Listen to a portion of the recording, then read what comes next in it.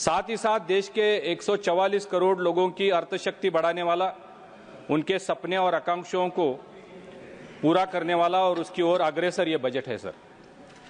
Covid महामारी के बाद दुनिया के कई सारे देश, इनकी अर्थव्यवस्था बिखर गई। कई सारे प्रधानमंत्री अपने देश की आर्थिक स्थिति संभाल नहीं पाए, लेकिन यह भारत है जिसकी अर्थव्यवस्था माननीय प्रधानमंत्री मोदी जी के नेतृत्व में 10 साल से लगातार फास्टेस्ट ग्रोइंग इकोनॉमी का रिकॉर्ड बनाए रखे है सर 2012-13 की तुलना में इस देश का बजट का साइज अगर हम देखेंगे तो 2012-13 में 16 लाख करोड़ का बजट था। आज 2025 का ये बजट है 50,65,000 करोड़ का ये बजट बन गया है। विपक्ष के हमारे कुछ साथी ये कह रहे थे कि इस बजट में मिडिल क्लास लोगों के लिए कुछ भी नहीं है, जो कि इस देश की अर्थव्यवस्था की रीढ़ की हड्डी है। लेकिन सभापति जी, इस बजट का सबसे ज्यादा लाभ अगर किसी को हो रहा है तो मिडिल क्लास को हो रहा है। 2014 में जब हमारी सरकार आई तब 2.5 लाख रुपए तक का इनकम टैक्स जो था उसको माफ किया गया था। फिर हमारी सरकार आने के बाद 5 लाख, 7 लाख और अब 12 लाख रुपए तक का इनकम टैक्स फ्री कर दिया गया। और अगर सैलरीड पर्सन है तो 12,75,000 तक कोई इनकम टैक्स नहीं लगता है। अध्यक्ष जी, ये घोषणा एक गेम चेंजर घोषणा है। विपक्ष के कुछ हमारे साथी टीवी चैनल पर इंटरव्यू देते वक्त हमने देखा, वो बोल रहे थे कि 12 लाख तक तो ठीक है, लेकिन अगर इनकम 12,01,000 हो जाएगा तो पूरा 35% इनकम टैक्स भरना पड़ेगा। मैं कुछ आंकड़े आपके सामने, आपके माध्यम से सदन में और देश के सामने रखना चाहता हूं सर।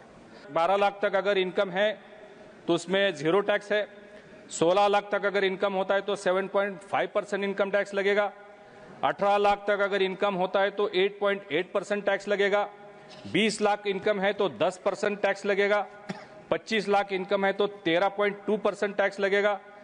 और 50 लाख अगर इनकम है तो उस पर सिर्फ 21.6% टैक्स लगेगा। तो मैं विपक्ष के साथी जो एक फेक नैरेटिव सेट करने की प्रयास कर रहे, उसकी ओर देश का ध्यान आकर्षित करना चाहता हूं।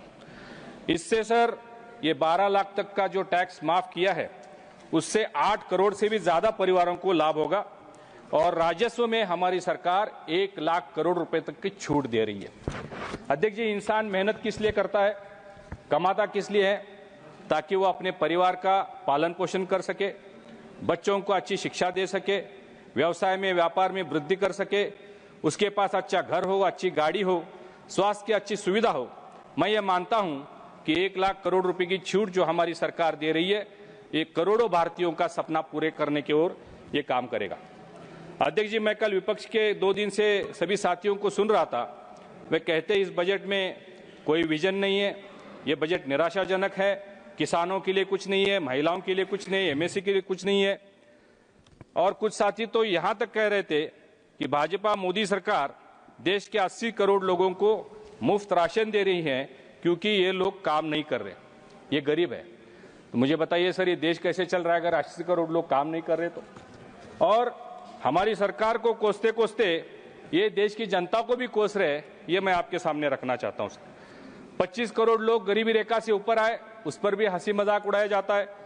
सर, गरीबों को जो कमाई होती है उसको खर्चा करने के लिए, परिवार पर खर्चा करने के लिए जो खर्चा होता है तो पूरा अभी सरकार कर रही है। राशन दे रही है, मुफ्त गैस दे रही है, शौचालय दे रही है, 4 करोड़ घर बनाए हैं। इसकी वजह से उनकी आय बढ़ी है और इसलिए 25 करोड़ लोग गरीबी रेखा से ऊपर आए। हमारे देश में जो भी निर्माण होता है सर, उसमें से 80% निर्माण एमएसएमई के माध्यम से होता है। क्रेडिट गारंटी स्कीम जो चल रही है उसको 5 करोड़ से बढ़ाकर हमारी सरकार ने 10 करोड़ कर दिया गया है, जिसमें अगले 5 साल में केंद्र सरकार 1.5 लाख करोड़ का निवेश करेगी सर। स्टार्टअप्स की मर्यादा 10 करोड़ से बढ़ाकर 20 करोड़ कर दी गई है। सर, विपक्ष के लोग बेरोजगारी की बात करते हैं, मैं सर 1 मिनट में खत्म करता हूं। विपक्ष के लोग बेरोजगारी की बात करते हैं। ये बात सही है कि पिछले 10 सालों में school, college, medical college, engineering college की संख्या बढ़ी है, 2 गुनी हो चुकी है, जिसकी वजह से पढ़े लिखे नौजवानों की संख्या बढ़ी है। लेकिन हमारी सरकार इन नौजवानों को रोजगार दिलाने में प्रतिबद्ध है। 2014 से पहले देश में कई सारी चीजें इंपोर्ट करते थे, आज भारी मात्रा में हम एक्सपोर्ट कर रहे हैं सर। सिर्फ डिफेंस की अगर हम बात करें तो 2014 से पहले 80% वस्तुएं इंपोर्ट की जाती थी। आज सर हमारे देश में जो HAL जैसी कंपनी है, मिग, सुकोई, तेजस, ध्रुव, रुद्र जैसे फाइटर प्लेन्स खुद बनाती है। पिछले ही महीने हमारे माननीय प्रधानमंत्री जी ने 3 लड़ाऊ जहाजों का इनॉग्रेशन किया। INS सूरत, INS नीलगिरी, INS विक्रांत जैसे लड़ाऊ जहाज 100% इंडिजिनियस हमारे देश में बने हैं। हम रोजगार की चिंता पूरी तरह से कर रहे हैं। मोबाइल मैन्युफैक्चरिंग में देश हमारा एक्स्ट्रा मिल गया, 1.5 मिनट। सभापति महोदय जी,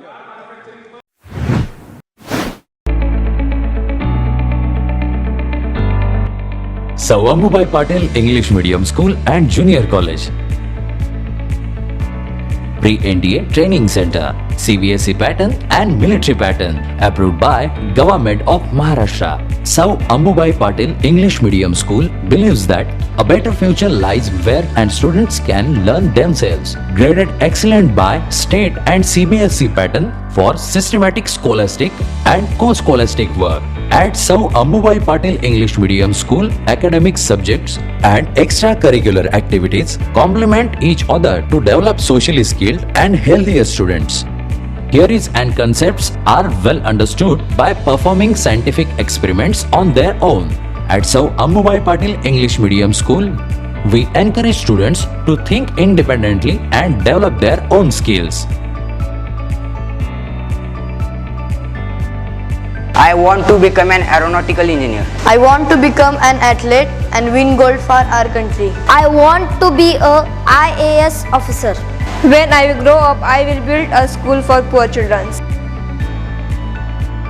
Sir Ambubai Patil English Medium School and Junior College. Address: Gokul Shirga, Taluka Karved, District Kolhapur. 9326617509, 9371331176.